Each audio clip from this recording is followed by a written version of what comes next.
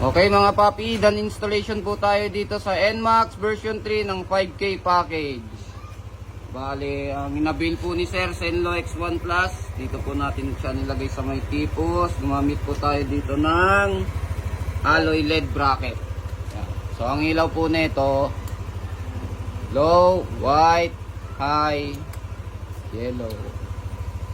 Saka sa switch naman po ni Sir, ginamit po natin dito domino 3-way switch, saka gumamit din po tayo ng stainless passing switch. Bali pag naka-off yung driving light, passing, low beam, passing, high beam, passing. So kahit anong mode, pwede po siya mag-passing. Saka sa busina ni Sir, ginamit po natin PIA horn po. Yan. Selector ni Sir. Pag naka-off po to, stop po yung tutunog. Long press, mag-activate po yung rapid mode. Sa PIA, long press, may rapid din po siya.